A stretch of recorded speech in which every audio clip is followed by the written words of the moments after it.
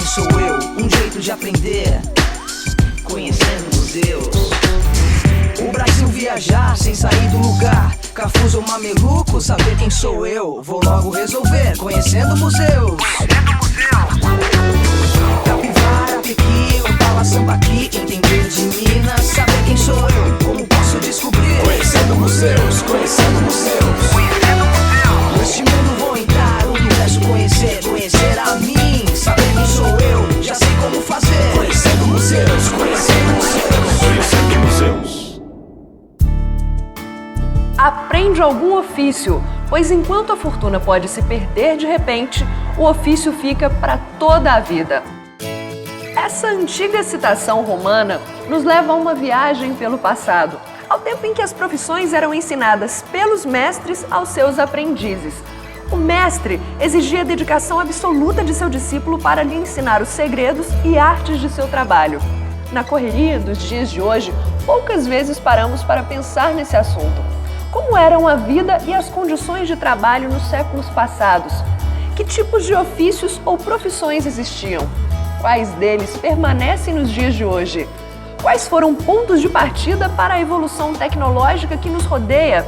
Para responder a essas perguntas, vamos viajar pelo universo do trabalho no Brasil entre os séculos 17 e 20, conhecendo o Museu de Artes e Ofícios.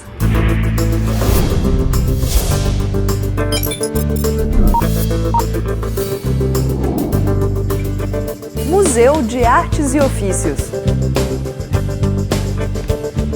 A localização do museu não podia ser mais adequada. Ele fica na estação central de Belo Horizonte, na Praça Rui Barbosa, onde funciona também uma estação de metrô e um ramal ferroviário, e circulam diariamente milhares de pessoas.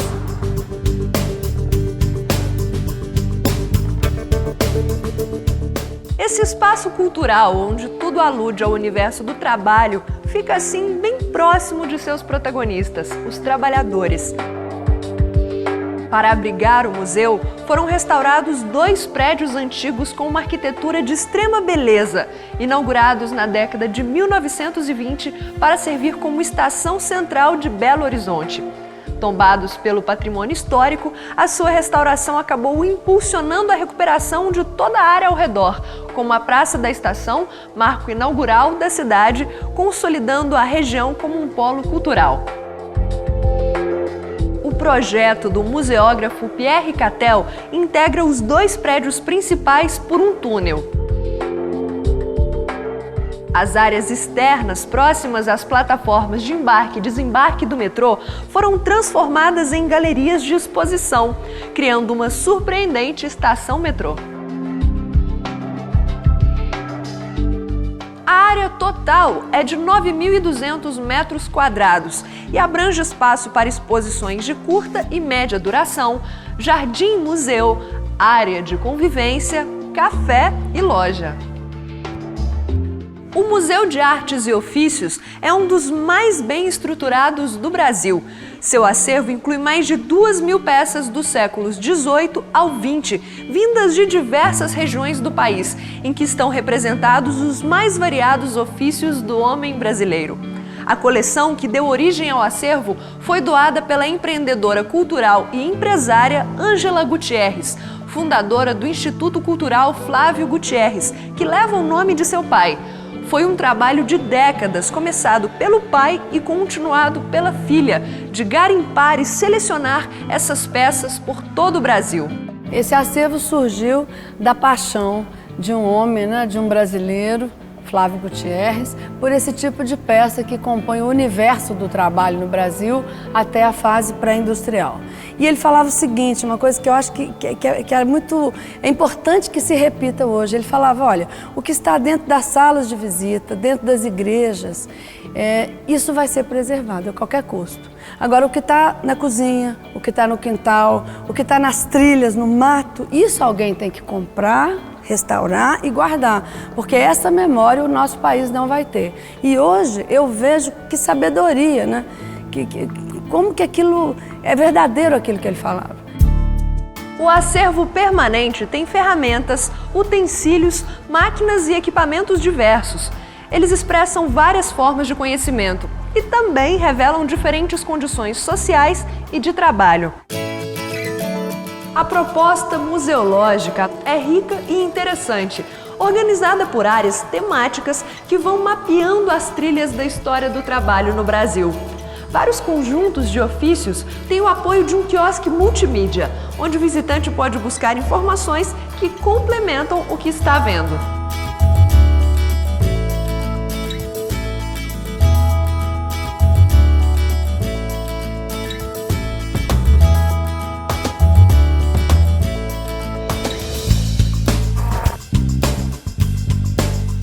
Ofícios da conservação e transformação dos alimentos.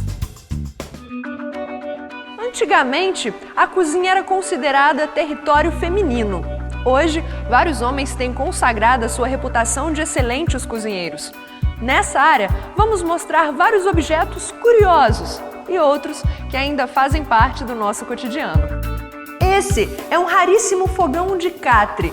Tem esse nome porque é parecido com uma cama.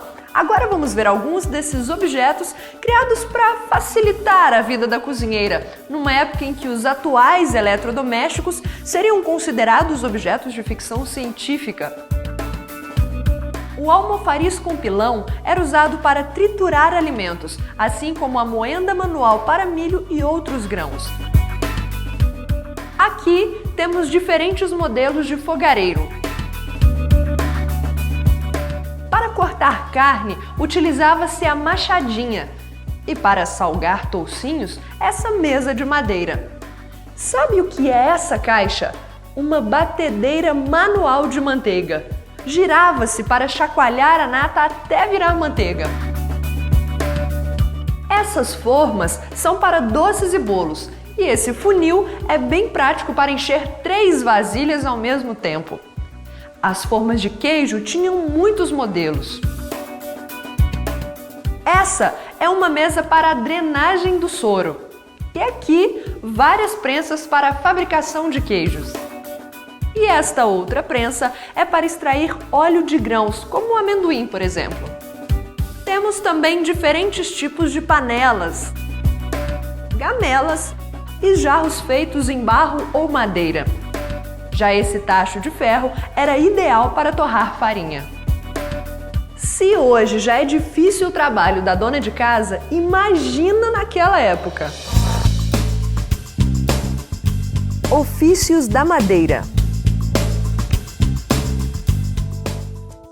A carpintaria sempre foi um ofício de muitos recursos e que até hoje exige muita habilidade. Aqui temos vários utensílios usados pelos marceneiros. O bedame ou formão utilizado para fazer entalhes. As brocas para furar a madeira. A enxó para desbastar peças grossas. Esse compasso tem uma garra para fixar o lápis. Até hoje vemos modelos assim.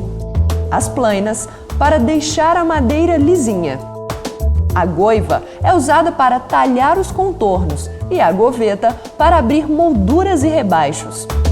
Aqui estão expostos também diversos tipos de martelos e serrotes. Dependendo do tipo de corte e da madeira, é utilizado um modelo diferente. Esse alicate serve para travar os dentes do serrote e assim melhorar o seu corte. Ofícios do fio e do tecido.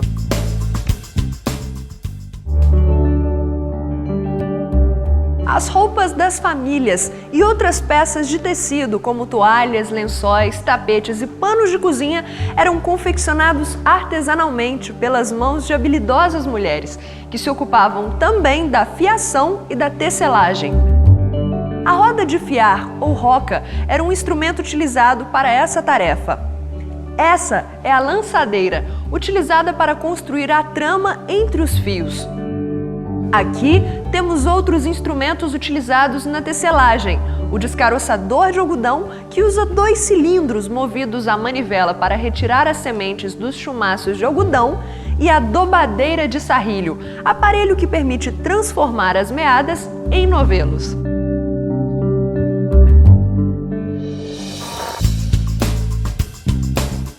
Ofícios do comércio. Qual a função do comércio no passado e no presente? Quais são as transformações sofridas pelos atos de vender e comprar e seus significados? Conhecendo a história de antigos comerciantes como ambulantes e mascates, podemos refletir sobre estas questões que continuam a ser importantes numa sociedade consumista como a atual. Essa mesinha e esse tabuleiro para doces eram utilizados por vendedores ambulantes e devem ter alegrado a vida de muitas crianças e de adultos também. Balanças e medidores de volume precisos eram fundamentais para que os fregueses não se sentissem enganados, e alguns desses modelos ainda são muito úteis para os comerciantes de hoje. Ofícios da cerâmica.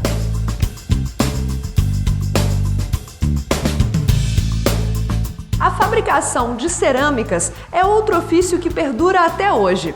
Aqui temos moldes para telhas e modelos de telhas dos séculos 19 e 20. Essa é uma prensa manual para a fabricação de telhas. E aqui temos uma bancada de oleiro com torno. Daqui a pouco eu volto para mostrar objetos interessantes como essa cadeira. Você imagina para que tipo de ofício ela era usada?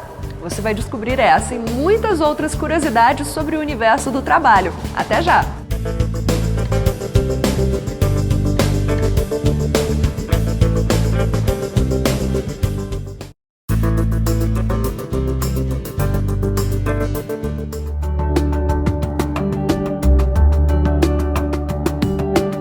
Voltamos à nossa viagem pelo mundo do trabalho. Essa cadeira é um dos destaques do Museu de Artes e Ofícios. Ela era utilizada por um dentista ambulante que viajava pelo interior de Minas Gerais e da Bahia no século XIX. Os serviços que esse profissional oferecia eram a extração de dentes e a fabricação de dentaduras. A extração era feita com ferramentas como essas. Esse par de ferros faziam parte dos seus instrumentos de trabalho. E a gente ainda reclama do motorzinho do dentista de hoje. Esse objeto, chamado mufla, servia para modelagem de dentaduras. Para vocês terem uma ideia da dificuldade da época, a produção das próteses se fazia com a ajuda de um maçarico, que era aquecido através de um fole a pedal. Falando em fole e em dentaduras, isso remete a outro ofício que hoje está praticamente extinto, o ofício de ferreiro. Ofícios do fogo. Com a ajuda do fogo usado para amolecer a matéria-prima na forja, eles eram mestres em transformar metais em objetos variados.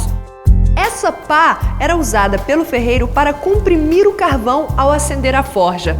Ele atiçava o fogo com os foles e usava a bigorna para apoiar o ferro a ser batido enquanto ainda quente. O ofício de ferreiro era um dos mais requisitados na era pré-industrial. Ofícios da lapidação e ourivesaria. Outro ofício muito valorizado era o dos ourives, uma profissão que perdura até os dias de hoje. Ele manipula pedras e metais preciosos para criar joias, caixinhas, enfeites e outros objetos delicados e refinados. Esses eram alguns dos equipamentos usados pelos ourives nos séculos 19 e 20. As balanças de precisão usadas para pesar os materiais, o cadinho de grafite utilizado para fundir metais, a lingoteira usada para fundir placas e barras de metal para a fabricação de fios, e o paquímetro e o quinteiro, instrumentos para medição de materiais. Esse par de tiras estreitas em bronze servia para a fabricação de anéis. Depois de terem suas extremidades soldadas, os anéis recebiam a decoração desejada, como uma pedra ou um selo. A profissão de ourives é uma das mais antigas, com mais de 4.500 anos. Ofícios do couro. Os ofícios ligados ao couro envolvem desde a confecção de sapatos e chapéus até a fabricação de selas para montaria. São ofícios que continuam a existir nos dias de hoje. Esses são tambores, tenazes e varas de esticar, utilizados para curtir o couro. Essas são formas feitas de madeira para confeccionar chapéus de couro e esse torno para alargá-los, afinal, cada um tem um tamanho de cabeça diferente. Esse curioso instrumento chama-se tala e era utilizado por sapateiros e chapeleiros. A função é prender na extremidade móvel a peça a ser trabalhada, enquanto a outra extremidade se fixa entre as pernas.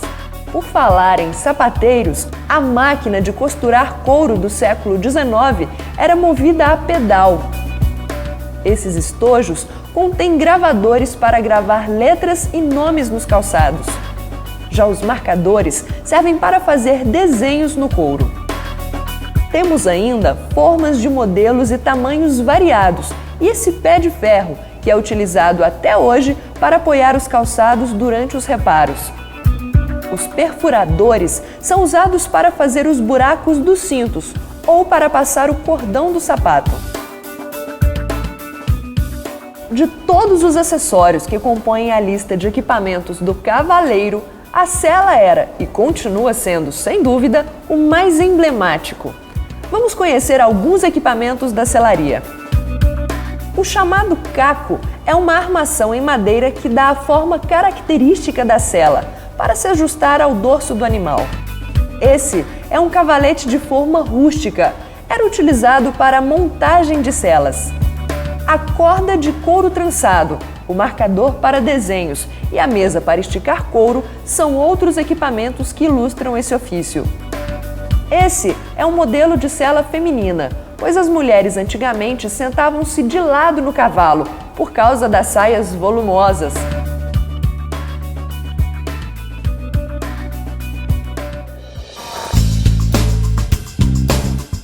Ofícios do transporte.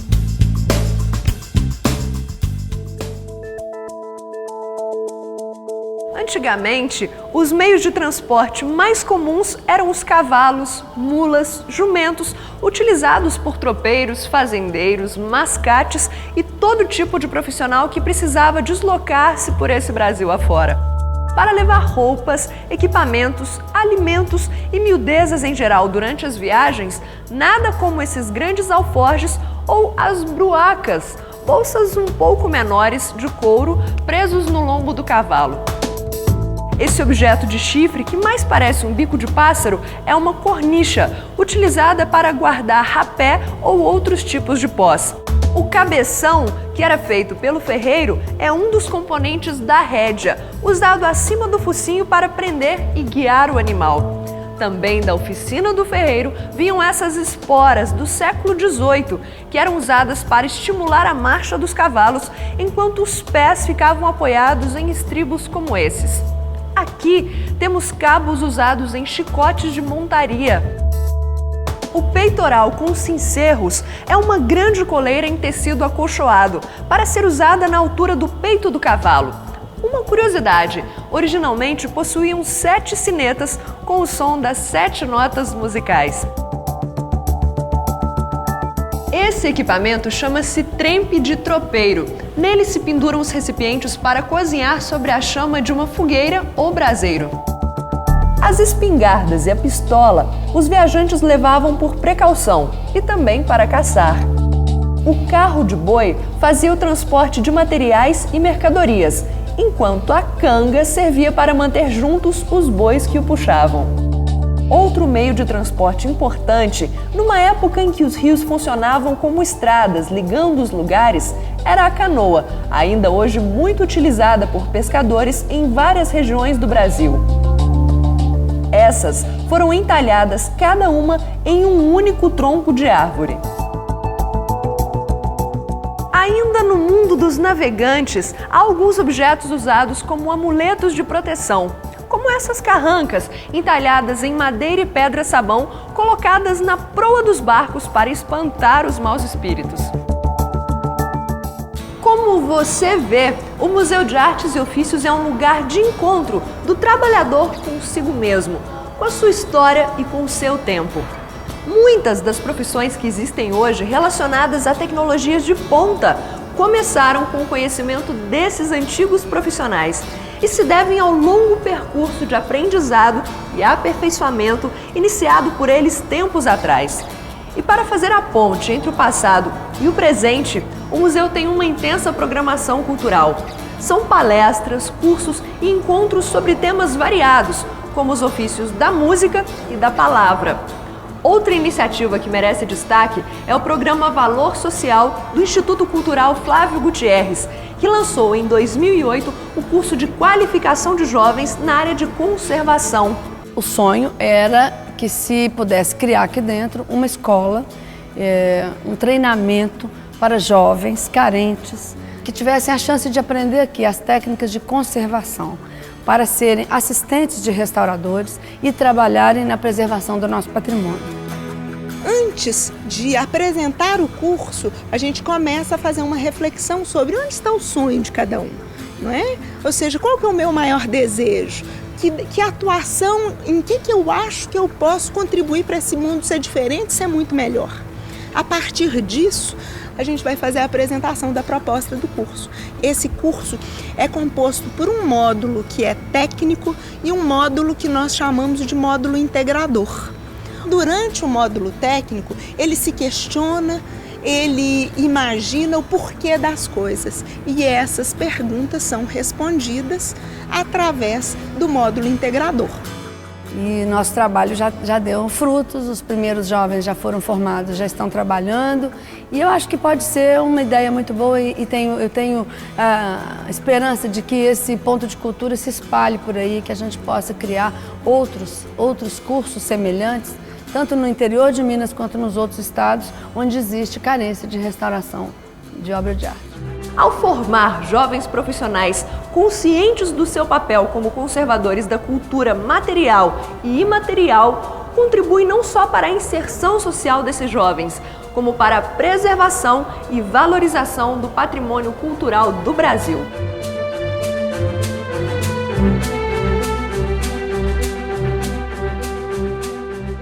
Tomara que vocês tenham gostado desse passeio pelo universo do trabalho. Nós esperamos vocês em outros programas da série Conhecendo Museus. Enquanto isso, vamos continuar executando o nosso trabalho, que é levá-los nessas incríveis jornadas em busca dos tesouros da história, da arte e da cultura. Muito bem, valeu!